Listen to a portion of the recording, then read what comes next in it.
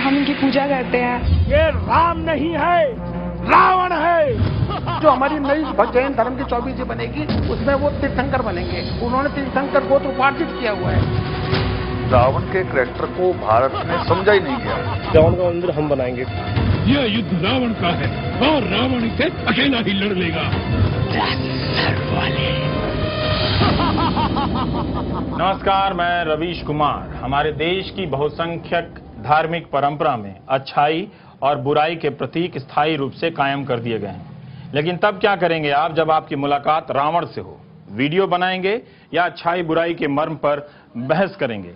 क्या कभी ऐसा हो सकता है कि रावण के बारे में हमारी जो स्थायी सोच है वो बदल जाए? दशानन, बड़ी बड़ी आंखों वाला, अपार शक्ति वाला बाहुबली, और उसकी जगह पर एक सौम्य सा दिखने वाला एक राजा महात्मा नजर आने लगे, उसके 10 सिर गायब हो जाएं और एक सामान्य से इंसान के रूप में उसकी आकृतियां बन जाएं। ये तस्वीर जब हमने देखी तो ये सवाल उभर कर सामने आया कि रावण कब तक 10 सिर वाला दशानन खलनायक बना रहेगा? क्या कभी वो नायक भी बन सकता है? महात्मा रावण 10 सर भी नहीं, बड़ी बड़ी आंखों की जगह देवतुल्य दृष्टि, महर्षि वाल्मीकि का आशीर्वाद। इसी पोस्टर की कहानी जानने जब फरीदाबाद के इस वाल्मीकि मंदिर आया तो मेरा भी स्वागत ऐसे हुआ जैसे लंका आ गया। ये लंका तो नहीं, मगर दरवाजे पर रावण भक्त ही मेरा स्वागत कर रहे हैं। आदि धर्म समाज के झंडे तले वाल्मीकि समाज का एक हिस्सा कई राज्यों में रावण को देवतुल्य मानने लगा है।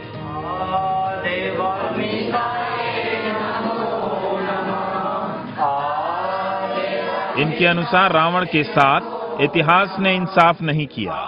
सीता हरण के एक भूल की बहुत बड़ी सजा मिली। इतनी ही बड़ी भूल थी तब राम ने रावण के मरते वक्त लक्ष्मण को उनके पास क्यों भेजा था? वाल्मीकि कौम पूरे देश में है। हम लोग इस देश के राजा थे और बड़ी प्लानिंग के तहत हमें आज राजा से फकीर बनाया गया। और हमारे इतिहास में कुछ ऐसे इतिहास हैं, जब आप इतिहास में डीप में जाओगे तो हमसे जुड़े हुए इतिहास हैं। महात्मा रावण जो थे उनके टाइम में जो जातियाँ थी, द्रविड़, कोल, तिगड़म, भील, जो जातियाँ थी, हम लोग उनमें से हैं। महात्मा रावण की आस्था परमात्मा वाल्मीकि दयावान में थी। हम लोग परमात्मा वाल्मीकि दयावान को अपने इष्ट के रूप में, परमात्मा के रूप में देखते हैं और महात्मा लंकापति रावण को अपने महापुरुष के रूप में देखते हैं।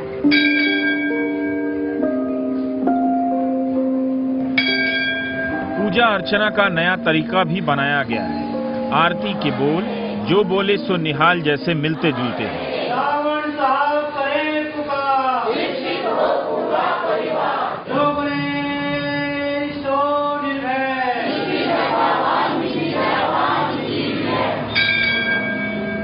ये लोग अपने बच्चों के नाम भी रावण वंश परंपरा के हिसाब से रखने लगे हैं। पंजाब, दिल्ली और कई जगहों पर इस तरह के नाम रखे जा रहे हैं। वीर अमरजीत अछूत, वीर अमन कुमार असुर, अमर राक्षस, वीर अक्षय, एकलव्य, लंकेश।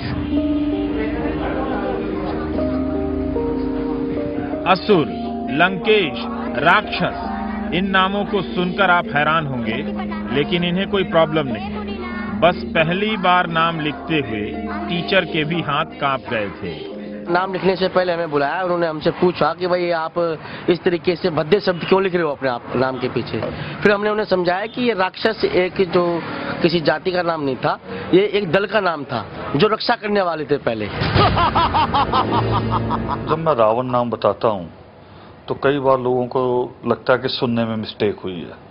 कभी कभी लोग एक्सक्यूज में भी कहते हैं, स्पेलिंग भी पूछते हैं, मगर अब जहाँ दायरा बड़ा है 40-50 सालों में, तो अब थोड़ा थोड़ा उसको मान्यता मिली है।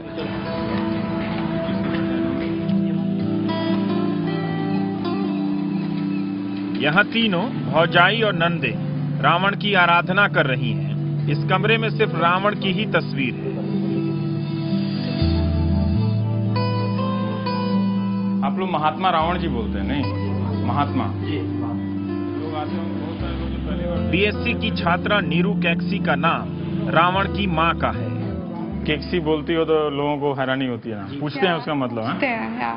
पूछते हैं और फिर हंसते हैं या मजाक करते हैं या फिर बाद में धीरे धीरे एक्सेप्ट कर लेते हैं? या धीरे धीरे एक्सेप्ट कर लेते हैं वो, मतलब कि जब उन्हें हम एक्सप्लेन करके बताते हैं कि ये सब ऐसे है तो वो एक्सेप्ट कर लेते हैं। ऐसा नहीं है, ये हंसते हैं हम।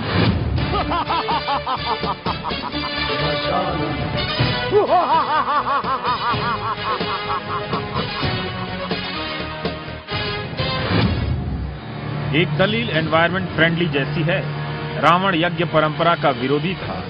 यज्ञों में पेड़ों की आहुति दी जा रही थी। आदि धर्म समाज के अनुसार रावण के राक्षस दल को राक्षस दल बना दिया गया। राक्षस का मतलब था रक्षा करना। रावण के कैरेक्टर को भारत में समझा ही नहीं गया है। हमेशा होता है कि हारी हुई और जीती हुई कौम के इतिहास में कहने में लिखने में फर्क आ जाता है। तो रावण कोई किसी कहानी का पात्र नहीं है।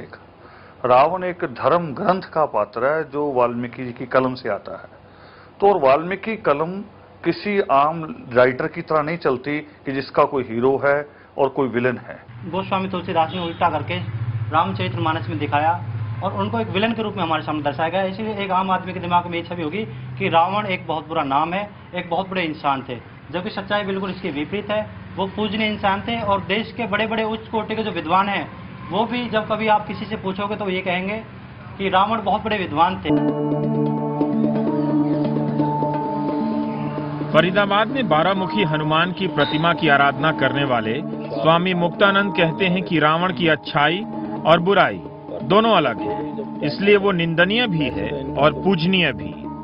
पर वो आराधना की जा सकती है। एक समय में वो ब्राह्मण है, गुणी है। ब्राह्मण तो पूजनीय होता ही है। तो रावण भी पूजा जा सकता है। पूजा जा सकता है। तो या तो ऐसे ही किया जाएगा जब उसकी इच्छा ऐसी थी, राक्षसी प्रवृत्ति हो गई।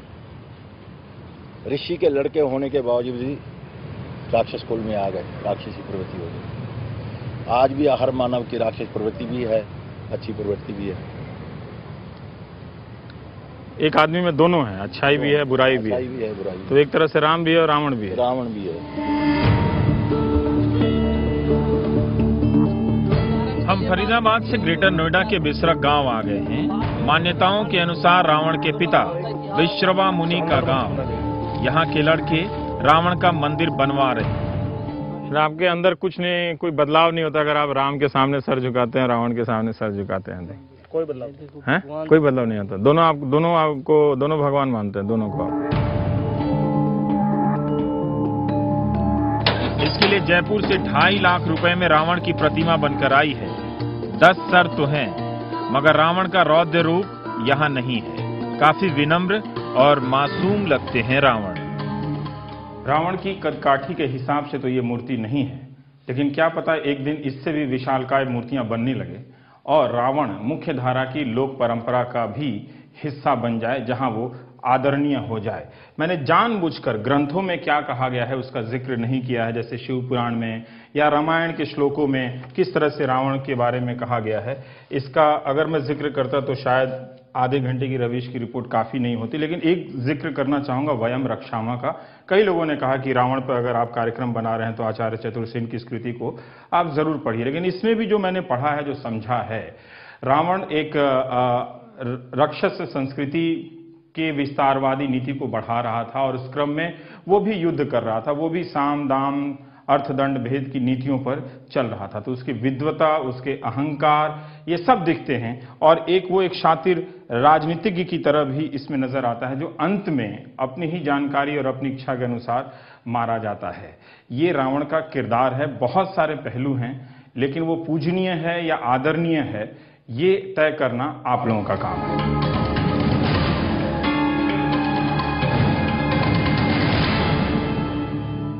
समय के साथ जब मिट्टी का हुक्का फैशनेबल हो गया, लोग 14,000 रुपए के हुक्के गुड़गुड़ा रहे हैं, तो क्या फिर रावण की स्टाइल और छवि नहीं बदल सकती? मुझसा तेजस्वी योद्धा और प्रतापी, जिसकी भुजाओं का हर छोटा बड़ा बल मानता है, जिसके हुक्म को स्वयं इंद्र भी नहीं टालता।